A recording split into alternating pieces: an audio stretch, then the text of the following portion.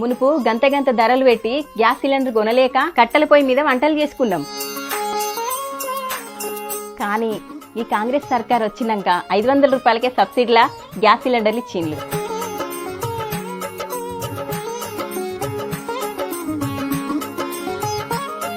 నిమిషంలో గ్యాస్ మీద వంటలైతానాయి.